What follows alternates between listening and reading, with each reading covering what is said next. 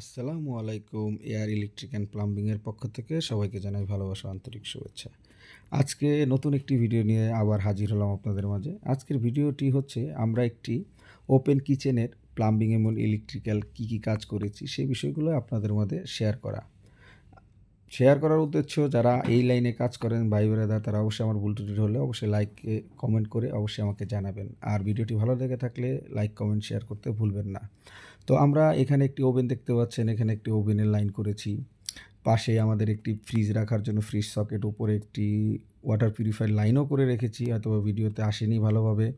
তো এইখানে যে আমরা বেসিংটি ইউজ করেছি, সিঙ্কটি ইউজ করেছি। এই সিঙ্কটি হচ্ছে ডাবল ওয়াল একটি সিঙ্ক। এখন এখানে যে ট্যাপটা ইউজ করেছি এটা মুভিং একটি ট্যাপ, আপনি যেদিকে ইচ্ছে মুভ করাতে পারবেন এবং এইটির যে ট্যাপের যে নজেলটা এটা আপনি টান দিয়ে ইচ্ছা করলে বের করে দূরে কোথাও কাজের ক্ষেত্রেও ব্যবহার করতে পারেন। তো পাশে আমরা যে চুলাটি দেখতে পাচ্ছেন মার্বেলের উপরে, তো এটি হচ্ছে সারফেস যে চুলাগুলো আছে মার্বেলের সাথে অ্যাড করে সারফেসভাবে ইউজ করে পুরা ফ্লোরটাই এক লেভেল থাকে, তো ওই ধরনের একটি চুলা ইউজ করেছি। চুলাটি হচ্ছে আপনার ব্ল্যাক কালারের অ্যারিস্টন কোম্পানি। তো মূলত আমি অনেকগুলো কাজেই এই চুলাটি ইউজ করেছি এবং বাড়িওয়ালাদের ব্যবহার করেও স্যাটিসফাই।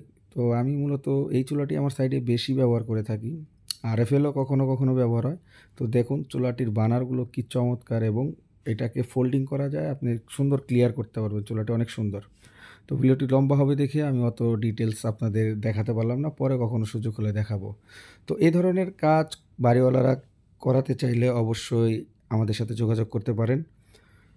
তো ভালো থাকবেন, সুস্থ থাকবেন, দেখা হবে নেক্সট কোনো ভিডিওতে। আল্লাহ হাফেজ।